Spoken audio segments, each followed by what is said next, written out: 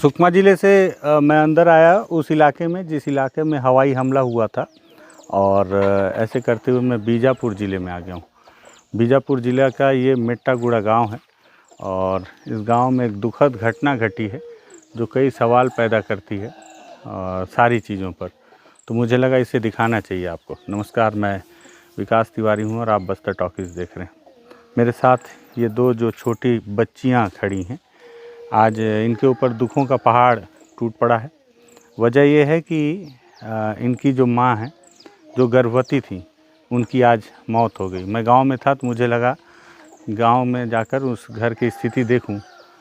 उस घर पर आया हूं तो देखा घर खटिया में उन महिला की लाश अभी भी रखी हुई है और सारे रिश्तेदार धीरे धीरे आ रहे हैं।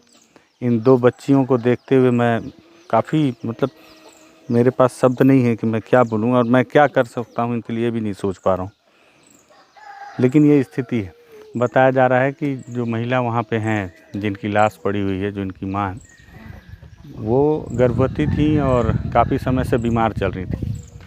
जिस इलाके में हूँ, मेट्टागुड़ा ये गांव, यहाँ से अगर आपको हॉस्पिटल जाना है तो तेलंगाना जाना पड़ेगा या फिर उसूर की तरफ, पामेड़ की तरफ जाना पड़ेगा, जो लगभग 20 किलोमीटर की दूरी यहाँ से बताई जा रही है। और वो 20 किलोमीटर आपको सुनने में काफ़ी कम लगेगा, लेकिन मैं आपको बताऊं कि ये 20 किलोमीटर जो है, जो रास्ता है, एक गर्भवती महिला के लिए 200 किलोमीटर से कम की दूरी नहीं है, क्योंकि रास्ता है नहीं, पगडंडियों से होकर गुजरना होता है। और इलाज के साथ साथ एक बात और भी है। गाँव के ही एक युवक से बात कर रहा था जो मुझे यहाँ तक लेके आए थे।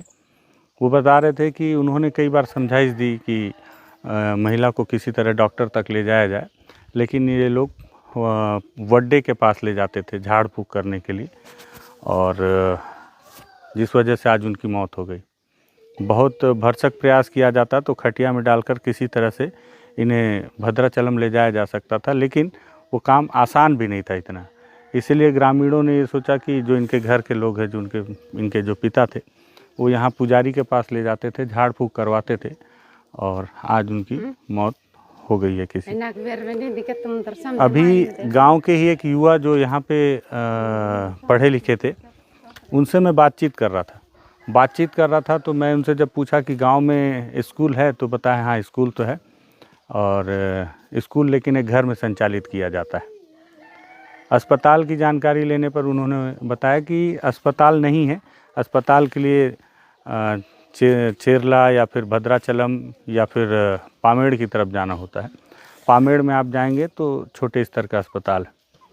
तब मैंने उनसे पूछा कि क्या माओवादी यहाँ स्कूल और अस्पताल के खिलाफ हैं, तो वो पढ़ा लिखा ही हुआ था, और उसने कहा कि सर ऐसी बात नहीं है। अब माओवादी चाहते हैं कि अंदरूनी इलाकों के गाँव में भी स्कूल की बिल्डिंगें बने और अस्पताल की बिल्डिंगें बने, जिससे कि गाँव वालों को शिक्षा और स्वास्थ्य इसका लाभ मिल सके। उनकी खिलाफत सुरक्षा बल के कैंपों से है। अब मैं आपको बताऊं कि इतने अंदरूनी इलाकों में अगर माओवादी चाहते हैं कि अस्पताल बन जाए, स्कूल बन जाए, लेकिन सरकार का फोकस कैंप पर है। अब आप ये मुझसे सवाल करेंगे कि भैया कैंप नहीं बनेगा तो सड़क नहीं बनेगी, सड़क नहीं बनेगी तो बिल्डिंग मटेरियल कैसे आएगा? तो लेकिन मेरा कहना है कि अगर इच्छा शक्ति हो तो यहाँ के लोग जिस तरह से जीवन यापन करते हैं, जैसे मैं यहाँ पहुँचा हूँ, तो स्वास्थ्य और शिक्षा की फैसिलिटी यहाँ पहुँच सकती।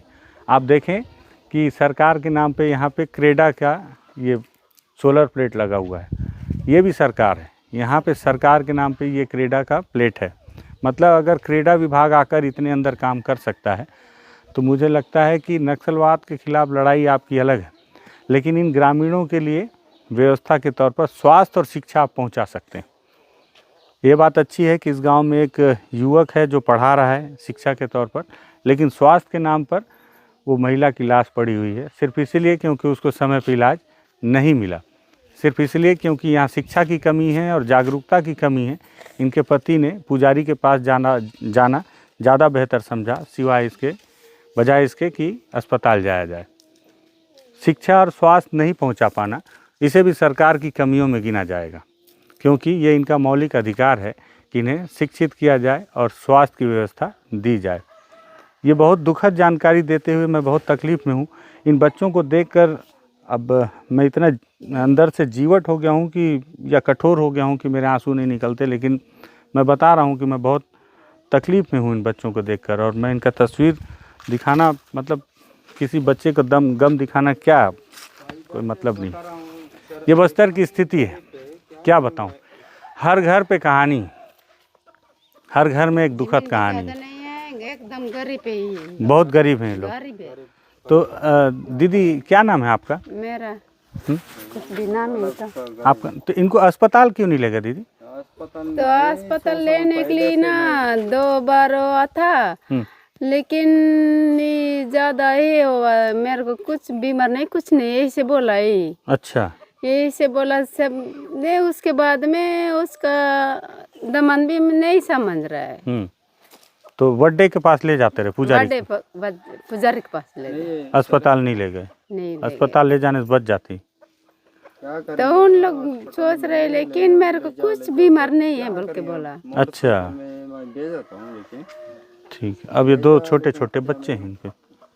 2 बच्चे हैं, एक खत्म हुआ है, 3 बच्चे था। अच्छा, एक बच्चा और खत्म हो गया। वो कैसे खत्म हुआ है? लड़की। वो कैसे खत्म हुआ? अच्छा, एक पेट में बच्चे बन के वो पहले थे। वो पहले खत्म हो गया? वो पहले का वो पेट भर से खत्म हुआ है, लेकिन पेट में से खत्म हुआ है। अच्छा, पहले वाला पहले से वो पेट में खत्म हुआ। उसके बाद में वो लड़का है, उसके बाद में ये लड़की है।